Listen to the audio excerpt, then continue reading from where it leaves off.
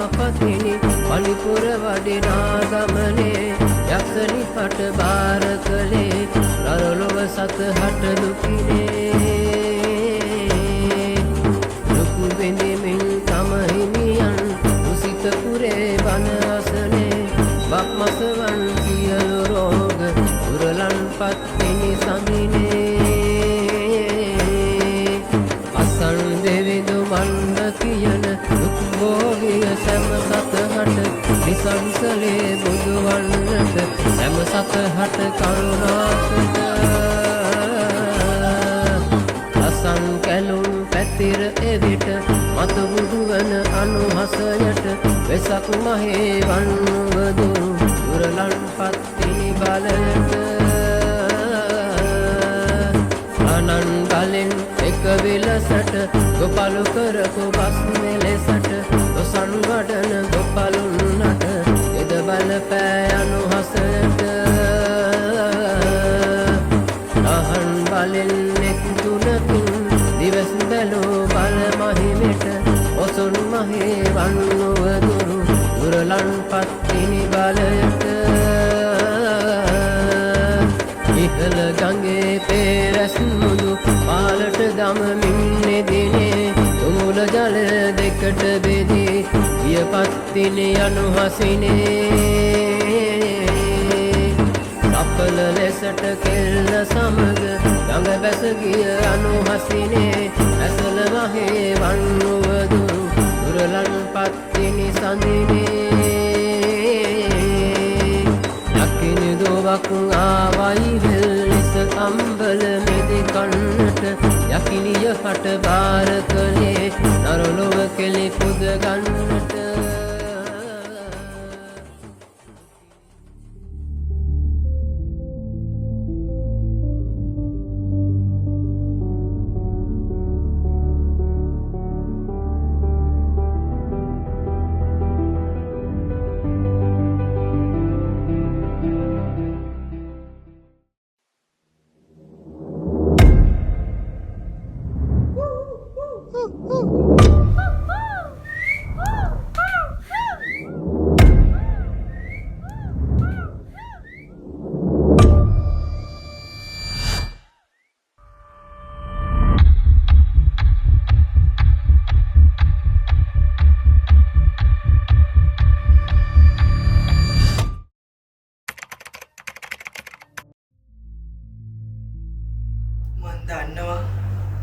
මට මං විදිහට මේ සමාජේ ජීවත් වෙන්න බෑ කියලා. මට තේරෙනවා මට දැනෙන හැඟීම් මට මං විදිහට එළියට දාන්න බෑ කියලා.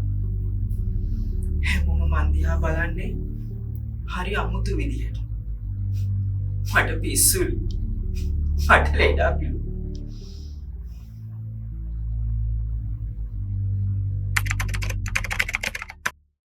මෙය රෝගී තත්ත්වයක් හෝ මානසික ආබාධයක් නොවේ.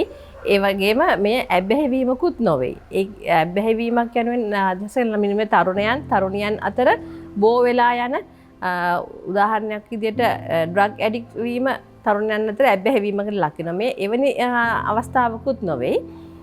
මෙහිදී තරුණයන්ගේ යම් හැසිරීම් වල වෙනස්කම් තියෙන නිසා සමාජයේ මෙය මානසික රෝගයක් විදිහට දකින්න පුළුවන්. මොකද ගොඩක් වෙලාට හැසිරීම් වල වෙනස්කම් සියලුම දේවල් මානසික ආබාධ කියලා සමාජයේ දකිනවා. නමුත් මෙය එවැනි රෝගී තත්ත්වයක් හෝ මානසික ආබාධයක් නොවේ. මේ සවත් සම වෙලාවට මෙය මානසික සායනය හරහා සිද්ධ වෙන මැනේජ්මන්ට් එකක් නිසාත් මෙහි මේ තත්ත්වය තුළ මානසික රෝගී තත්ත්වයක් ඇති කියලා සමාජයේ හිතන්න පුළුවන්. නමුත් මෙහිදී මානසික වෛද්‍ය සායනය අතර සම්බන්ධය තියෙන්නේ මේ අවස්ථාව මැනේජ් කරනකොට අපිට ඒ තරුණයන්ගේ මෙයට හේතු වුණු යම් සමහර මානසික රෝගවල තියෙන හැලුසිනේෂන්ස් ඒ වගේ දේවල් නිසා මෙවුන්ගේ මේ චර්යාවන් වෙනස්කම් වෙනවාද කියන දේ එක්ස්ක්ලූඩ් කරන්න ඕනේ. ඒ කියන්නේ ඇත්තටම සයිකියාට්‍රික් ඩිසෝඩර් එකක් මොවුන්ට වෙන තියෙන කිසෆීනියා ඒ වගේ සයිකොටික් සිම්ටම්ස් තියෙන කිටෆීනියා බයිපෝලර් ඩිසෝඩර්ස් වල වගේ තියෙන අවස්ථාවන් මෙහි තියෙනවද කියලා එක්ස්ක්ලූඩ් කරන්න ඕනේ. ඒ වගේම මේ නිසා ඇති වූ අතුරු පල් ලෙස ඔවුන්ට ડિප්‍රෙෂන් තියෙනවද ඒ වගේ දේවලුත් එක්ස්ක්ලූඩ් කරන්න ඕන. මේ අවස්ථා එක්ස්ක්ලූඩ් කිරීම එක්තරා විදියකින් අපේ සයිකියාට්‍රික් ක්ලිනික් වල මැනේජ් කරනකොට සිදු වෙනවා. ඒ වගේම අවුරුද්දක් වගේ කාලයක් තුල ඔවුන් සයිකියාට්‍රික් ක්ලිනික් එක ෆලෝ අප් වෙනවා. එහිදී ඔවුන් මෙම ජීවිතය තවදුරටත් ඉස්සරහට අරගෙන යන්න පුළුවන්ද කියන එක දිගින් දිගටම බලන්න ඕන. එයත් ප්‍රධාන වශයෙන් සිද්ධ වෙන්නේ මානසික වෛද්‍ය සායනවල වෛද්‍ය සායනය තුල ෆලෝ අප් වීම තුලින්. මේ නිසා තමයි මානසික වෛද්‍ය සායනයක් මේ මැනේජ්මන්ට් එකේදී ප්‍රධාන තැනක් අරගෙන කරන්නේ. මම අර මුලින් කිව්වා වගේ ප්‍රධාන මානසික ආබාධ නිසා මේ වගේ සම්බැහැවි වෙනස්කම් වෙනවදොත් එතකොට ඒක මේ ජෙන්ඩර් ඩිස්ෆෝරියා නෙවෙයි. ඒ උන්ට තියෙන වෙන සයිකොටික් ඉල්නස් එකක්. එතකොට අපි ඒ අසනීපෙ ට්‍රීට් කරන්න ඕනේ. ඉතින් මේ වගේ අවස්ථාවලදී ඒ සයිකොටික් ඉල්නසස් නැහැ කියලා එක්ස්ක්ලූඩ් කරන්න ඕනේ. ඒ වගේම මේ නිසා ඔවුන්ට යම් යම් ආතතීන් තියෙනවද කියන එකත් එක්ස්ක්ලූඩ් කරන්න ඕනේ. මේ ප්‍රධානම දේවල් ටික එක්ස්ක්ලූඩ් කරන එක තමයි එක දෙයක් මානසික වෛද්‍ය සායනයෙන් කෙරෙන්නේ. ඒ වගේම ඔවුන්ට අවශ්‍ය ඉදිරි කටයුතු වලදී ඔවුන්ගේ ඩෙන්ටි කාඩ් ප්‍රාදේශීය ලේකම් කාර්යාලය සාදා ගන්න ඒ වගේ කටයුතු ටික ඉස්සරහට කරගෙන යන්න සහ අවුරුද්දක් තුල ඔවුන් මේ සායනය තුල ඔවුන්ගේ මේ නව ඔවුන් පිවිසීමට බලාපොරොත්තු වෙන ජීවිතයත් එක්ක වැඩි කරගෙන යන්න පුළුවන්ද කියන එක ඔවුන්ට ඒක කොයිතරම් දුරට ටොලරේට් කරගන්න පුළුවන්ද කියන එකත් ඇසෙස් කරන්නේ සයිකියාට්‍රික් ක්ලිනික් එකකින්. ඒ නිසා තමයි මානසික වෛද්‍ය සායනය මේ කට්ටිය මේ තරුණයන් දිගින් දිගටම බලාගන්නේ. ඒකයි ඔවුන්ගේ මානසික වෛද්‍ය සායනයත් එක්ක දිගින් දිගටම සම්බන්ධ. මේ තරුණයන් මුලින්ම සමාජයේ ඉන්නකොට එන්නේ අන්තරාසර්ග සායනයට හෝ මානසික සායනයට.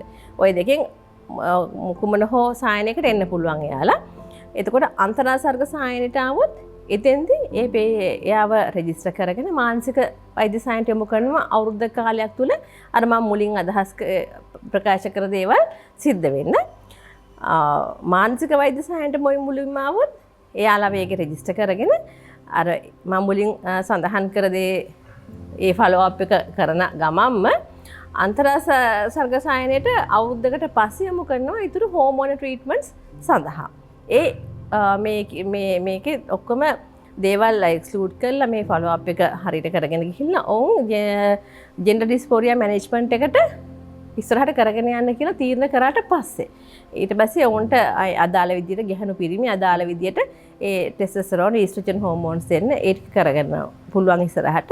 ඊට පස්සේ ඒවත් කරගෙන යන අතරේ අපි ශල්‍ය වෛද්‍ය සායන වලට යොමු කරලා ඒ ප්ලාස්ටික් රීකන්ස්ට්‍රක්ෂන්ස් වලට ඕන යොමු කරගෙන ඉස්සරහට කරගෙන යනවා ඒ වැඩ ටික. අවසාන වශයෙන් උත් යන්න තියෙන්නේ මෙය රෝගී තත්ත්වයක් හෝ මානසික ආබාධයක් නොවේ. ජීව විද්‍යාත්මකවත් හොරු කරගෙන තියෙන්නේ මේ ඖෂධ ලබා දීමෙන් හෝ මානසික වෛද්‍ය උපදෙස් ලබා දීමෙන් සුව කළ හැකි අවස්ථාවක් නොවේ. අක්කා මගෙන් මුලින්ම ඇහුවේ තමුසෙට ලැජ්ජ නැද්ද කියලා. මං අපේ පවුලේ නම්බුව කෑවලු. ඔයාලා දන්නවද මගේ යාළුවා මොකද්ද කිව්වේ කියලා? ඌ කිව්වා උඹ කොල්ලෙක් කියලා. මගේ හිතේ තියෙන දේ ඌට කිව්වම ඌ ඒක දැක්කේ විකාරයක් විදිහට. මම පුදුම ආසයි ඉස්කෝලේ යන්න. එක කාලයක් තිබුණා ඇත්තටම මම ලොකු වුණාම ගුරුවරයෙක් වෙන්න ඕනි කියලා හිතපු.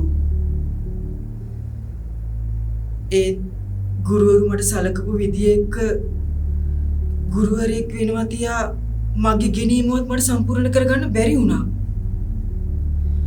එයාලා හිතුවේ මම මේක හිතාමතාම කරනවා කියලා.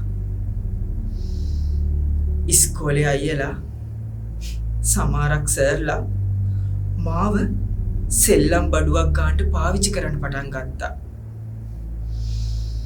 ඒව ගැන හිතද්දි මට මාවම අප්පිරියයි. ඒත් මම මොනව කරන්නද? කාට කියන්නද? සමාජය ඇතුලේ මාව අසරණ කළේ මන් දන්න කියන මං ආදරය කරන මිනිස්සු. ඇත්තටම මට මේ සමාජයේ ඉඩක් තියනවාද?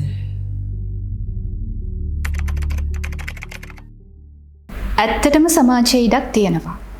මිනිස්සු විදිහට අපි හරි කැමති අපේ දැනුම් සීමාවට ගෝචර වෙන්නේ නැති දේවල් අවඥාවෙන් බැහැර කරන්නට. ඒ හින්දා අපි දන්නේ නැති නොදන්න දෙයක් තියෙනවා නම් මොන විකාරයක්ද, මොන සාපයක්ද, මොන පෞකාරකමක්ද කියලා පැත්තකට කරන්න අපි හරි දක්ෂයි. අන්නේ හේතුව නිසා මිනිස්සුන්ගේ නොදැනුවත්කම නිසා ගොඩක් වෙලාවට LGBTIQ ප්‍රජාවට තියෙන සමාජීය ඉඩකඩ ඇහිරිලා තියෙනවා. ඔබට මට ලිංගික අනන්‍යතාවයක් සහ ලිංගික දිශා නැතියක් තියෙනවා. හැබැයි කවුරුවත් අපෙන් ඕක ප්‍රශ්න කරන්න දෙන්නේ නැහනේ. ඔයා කාත් එක්කද ඉන්නේ, ඔයා කාවද විවාහ කරගන්න යන්නේ කියලා. කාන්තාවක් විදිහට මම පිරිමි ළමයෙක් එක්ක හිටිය කියන එක සමාජයට ප්‍රශ්නයක් නෙවෙයි. පිරිමි ළමයෙක් කාන්තාවක් එක්ක ඉන්න එක ප්‍රශ්නකුත් නෙවෙයි. එහෙනම් අපිට තියෙන අයිතිය මොකක්ද තවත් කෙනෙක්ගේ ලිංගික අනන්‍යතාවය හෝ දිශා නැතිය ප්‍රශ්න කරන්නට? ලෝකයේ ලිංගික අනන්‍යතා සහ දිශා නැතින් ගණනාවක් තියෙනවා. අපි ඒවයින් එක කොටසක් පිළිඹු කරනවා. එතකොට LGBTIQ ප්‍රජාවත් ඒ වගේම තවත් කොටසක් පිළිඹු කරන තවත් ප්‍රජා කණ්ඩායමක්. එතකොට එයාලා තවත් පාර්ශවයක්, අපි තවත් පාර්ශවයක් කියලා අපිට අයිතියක් නැහැ කොයිම වෙලාවකවත් ඔවුන්ගේ අනන්‍යතාවයන්, ඔවුන්ගේ දිශා නැතින් ප්‍රශ්න කරන්න. හැබැයි අපි කරන්නෙම ඔවුන්ව ප්‍රශ්න කරන එක. LGBTIQ ප්‍රජාවත් එක්ක ගැවසෙන කෙනෙක් විදිහට මම නිරන්තරවම දකින දේ තමයි ප්‍රධාන වශයෙන්ම ප්‍රජාවේ දරුවන් මුලින්ම ප්‍රතික්ෂේප වෙන්නේ පවුලේ. අම්මා කෙනෙක් කැමති වෙන්නේ නැහැ Tamanගේ අතට ආපු සරම හෝ කම්බාව වෙනත් කෙනෙක් බවට පරිවර්තනය වෙන පාට. ඒක අම්මා කෙනෙක්ට දරා ගන්න අමාරුයි. හැබැයි මේ දරුවා Tamanගේ මානසිකත්වයේ තුල ඇතුලේ ඉන්න මානසික ශරීරයත් එක්ක කොයිතරම් ලොකු අරගලයක් කරනවාද කියන එක පිළිබඳව සමාජයේ මිනිස්සු දන්නේ නැහැ. මම පුංචි කතාවක් සරලව කියන්නම් ඔබට. සංක්‍රාන්තික සමාජවාදී පුද්ගලයෙක් ගත්තම එයා ඇතුලේ ඉන්නවා දෙන්නෙක්. ඔබ නොදන්න උනාට ඔබ මා තුලත් මේ දෙන්න ජීවත් වෙනවා. පළවෙනි කෙනා තමයි කායික ශරීරය කියන්නේ. ඒ කියන්නේ මේ ඔබට පේන මම. දෙවෙනි කෙනා තමයි මානසික ශරීරය කියලා කියන්නේ. ඒ කියන්නේ ඔබට නොපෙනෙන නමුත් මා තුල සිටිනා වූ ශරීරය. මේ පේන ශරීරයට අනුකූලව මගේ මානසික ශරීරය ක්‍රියාත්මක වෙනවා. ඒ නිසා තමයි මම සාරියක් අඳින්නේ, මම මේකප් කරන්නේ, මං කරාබු දාන්නේ, ගෑන් ළමෙක් විදියට හැසිරෙන්නේ, කතා බහ කරන්නේ, මේ හැම දෙයක්ම. පිරිමි ළමෙක් ගත්තත් එයා තුලත් මේ කියන ශරීර දෙකම පවතිනවා. සංක්‍රාන්තික සමාජභාවී පුද්ගලයෙකු ගත්තත් ඒ දරුවෙකු තුලත් මේ ශරීර දෙකම තියෙනවා. හැබැයි ගැටලුව තියෙන්නේ එයාගේ බාහිරින් ඔබට පේන කායික ශරීරය සහ මානසික ශරීරය කියන දෙකක් වෙන එකයි. එතකොට එයා ලොකු අරගලයක් කරනවා. Tamanගේ කායික ශරීරයට අනුව ජීවත් වෙන්නේ, Tamanගේ මානසික ශරීරයට අනුව ජීවත් වෙන්නේ කියන එක සම්බන්ධව. ඔය අරගලය සමාජයේ ඉන්න අපිට තේරෙන්නේ නැහැ. අපි ඒක තේරුම් ගන්න උත්සාහ කරන්නේ නැහැ. සරලව හිතුවොත් පිරිමියෙක් විදිහට ඉන්න ඔබට කිව්වොත් ඔබ හෙට වැඩට යන්න ඕන සාරියක් ඇඳගෙන කියලා. ඔබම හිතන්න ඔබට සාරියක් ඇඳගෙන පාරේ යන්න පුළුවන්ද කියලා. එතකොට මේ ළමයි Tamanගේ ජීවිත කාලේ සංක්‍රාන්තික අවධිය සම්පූර්ණ කළා Tamanට ඕන කෙනා වෙන්න ඉඩ ලැබෙනකන්ම ඒ අරගලයත් එක්ක ජීවත් වෙනවා. අපි කොයිතරම් යුක්ති සහගත විදියට දේගොල්ලන්ට සලකලා තියෙන්නේ කියන එක ගැන ඔබට කල්පනා කරන්න පුළුවන්. LGBTIQ ප්‍රජාව මේ කවදාවත් Tamanට විශේෂ වරප්‍රසාද ඕන කියලා ඉල්ලලා නැහැ. සරලව සමාජයේ ජීවත් වෙද්දී අපි ගාවට එන දරුවෝ කවදාවත් අපිට මේ දේවල් අවශ්‍යයි, මේ දේවල් අපිට අමුතුවෙන් දෙන්න කියලා ඉල්ලීමක් කළේ නැහැ. ඕන් ඉල්ලන්නේ එක දෙයක් විතරයි. මේ සමාජයේ ජීවත් වෙන අනිත් හැම පුරවැසියෙක්ට වගේම සමාන අයිතිවාසිකම් අපිටත් ලබා දෙන්න. අනිත් අයට වගේම ජීවත් වෙන්න තියෙන අයිතිය සුරක්ෂා කළ දෙන්න කියන එක විතරයි. ඔවුන්ට සුවිශේෂී වරප්‍රසාද, ඒ වගේම තමයි ඒගොල්ලන්ටම විශේෂකරණයට ලක්වුණු කිසිම දෙයක අවශ්‍යතාවයක් නැහැ. ඔබෙන් ඔවුන් ඉල්ලන්නේ ඔබ අනෙත් අයට සලකන ආකාරයෙන්ම මිනිසුන්ට වගේ උන්ට සලකන්න කියලා විතරයි. මේ ලෝකේ අපිට තියෙන ලොකුම ගැටලුව තමයි අපි අපිව අඳුනාගෙන නැතිකම. අපි අපිව අඳුනගන්නේ නැති නිසා ගොඩාක් ප්‍රශ්න වලට අපි මුහුණ දෙනවා. හැබැයි ඔවුන්ව අඳුනාගෙන තියෙනවා. එතකොට අපිට අයිතියක් තියෙනවාද Tamanව හඳුනාගත්ත පුද්ගලෙක්ව ප්‍රශ්න කරන්නට? සමාජය තුල තමන්ව හඳුනාගත්ත පුද්ගලයෙකු අවඥාවට ලක් කරන්නවත් ඒ වගේම ඔවුන්ව කොන් කරන්නවත් උපහාසයට අපහාසයට ලක් කරන්නවත් අපිට අයිතියක් තියෙනවද? ඒ ගැන තව පොඩ්ඩක් හිතලා බලන්න. එදා රෑ වෙලාව හරියට 11:40යි. මං ගෙදර යන්න බලාගෙන. සමහර මිනිස්සු ලොකු වහන වලින් ඇවිත් හෝන් ගහලා කතා කරා. ඒ එකපාරම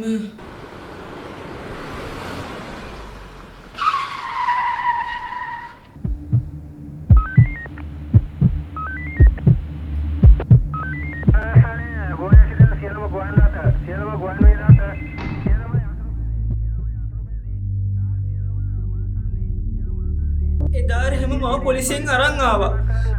ඊට පස්සේ දවසේ මුසාවි දැම්මා.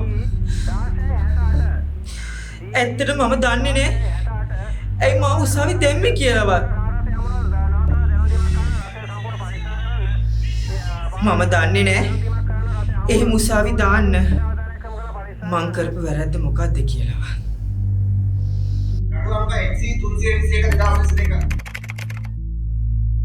ඇත්තටම මෙවැනි ආකාර අත්අඩංගුවකට පත්වීමේදී අත්අඩංගුවට පත්වන පුද්ගලයා වශයෙන් ඔබට අයිතියක් තිබෙනවා ඔබ අත්අඩංගුවට ගන්නේ කවර හේතුවක් මතද කියන එක අදාළ නිලධාරීන්ගේ විමසා සිටින්න. ලංකාවේ ආණ්ඩු ක්‍රම ව්‍යවස්ථාවේ 13 එක වගන්තියට අනුව ඔබව අත්අඩංගුවට ගන්න නිලධාරීන් අත්‍යවශ්‍යම බැඳිලා ඉන්නවා. ඔබ අත්අඩංගුවට ගන්නේ කවර හේතුවක් මතද යන්න ඔබට පැහැදිලි කරලා දෙන්න. ඒ වගේම තමයි මෙවැනි අත්අඩංගුවට ගැනීමකදී ඔබට නීතියේ පිළිසරණ පැතීමට, ඒ කියන්නේ ඔබගේ නීතිඥවරයා හම්බවීමට, ඔහුගේ උපදෙස් ලබා ගැනීමට ඔබට අයිතිවාසිකමක් තියෙනවා. ඒ වගේම තමයි මේ වගේ අත්අඩංගුවට පත්වීමේදී ආණ්ඩු ක්‍රම ව්‍යවස්ථාවේ 11 වන වගන්තියට අනුව වද හිංසාවලට කෲර අමානුෂික සහ අවමන් සහගත සැලකීම් වලට ලක් නොවී සිටීමේ අයිතියක් ඔබට තිබෙනවා. ඒ වගේම ඒ නිලධාරීන්ටත් වගකීමක් තිබෙනවා එවැනි තාඩන පීඩන වලට අවමන් සහගත පිළිගැනීම් වලට ඔබව ලක් නොකිරීමට. ඒ වගේම තමයි ලංකාවේ ආණ්ඩු ක්‍රම ව්‍යවස්ථාවේ 13 5 වගන්තියට අනුව වරදකරු කියයි ඔප්පු කරන තෙක් සෑම පුද්ගලයෙකුම නිර්දෝෂී තැනැත්තෙකු වශයෙන් පූර්ව නිගමනය කරනවා. මේක සාමාන්‍ය නීතියේ එදිනදා ව්‍යවහාරය හඳුන්වන්නේ නිර්දෝෂීභාවයේ පූර්ව නිගමනය වශයෙන්. සංක්‍රාන්තික සමාජභාවී පුද්ගලයෙක් වශයෙන් ඔබටත් ඒ අයිතිවාසිකම ඒ ආකාරයෙන්ම පවතිනවා. විශේෂයෙන්ම ඔබ දැනගත යුතු කාරණය තමයි සංක්‍රාන්තික සමාජභාවී පුද්ගලයෙකු වීම කියලා කියන්නේ ලංකාවේ නීතිය හැටියට වරදක්වත් වෙන හැම ආකාරයක අපරාධයක්වත් නොවේ කියන කාරණය. ඔබ සංක්‍රාන්තික සමාජභාවී පුද්ගලයෙක් නම් වර්තමාන ලංකාවේ තියෙන නීතිමය වටපිටාව අනුව නීතිමය පහසුකම් අනුව ඔබට අදාළ නිවැරදි ලිපි ලේඛන සම්පූර්ණ කිරීමෙන් අනතුරුව ඔබට ඔබගේ අනන්‍යතාවය අනුව ඔබගේ කටයුතු කිරීමේ අයිතිවාසිකම දැන් මේ රටේ තිබෙනවා. ඒ වගේම ලංකාවේ සෑම පුරවැසියෙකුට මේ සියලු අයිතිවාසිකම් ඔබට ඒ ආකාරයෙන්ම ලබා ගැනීමේ අයිතියත් වර්තමාන ලංකාවේ නීතිමය වටපිටාවේ ඔබට ලබා දීලා තිබෙනවා. මේ හිරවීම මට හරි අපහසුයි. මට මං වෙන්න ඕනේ.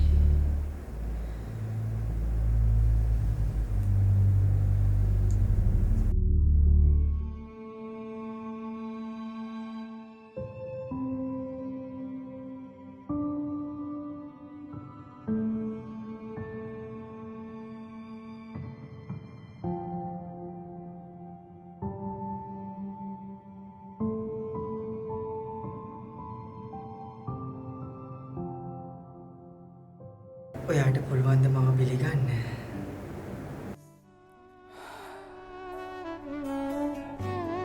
මට මං විදිහට මේ සමාජ ජීවත් වෙන්න බෑ කියලා මම දැනගත්තත් මට දැනෙන හැඟීම් මට මං විදිහට එළියට දාන්න බෑ කියලා මට තේරුණත් මං කැමති විදිහට මට මම වෙන්න මේ සමාජ ඉඩක් නැහැ කියලා මම තේරුම් ගත්තා.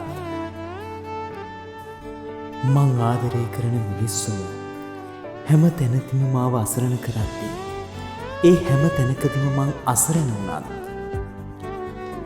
කිසිම වරදක් නොකර මේ සමාජයට මං වැරදිකාරයෙක් වුණත්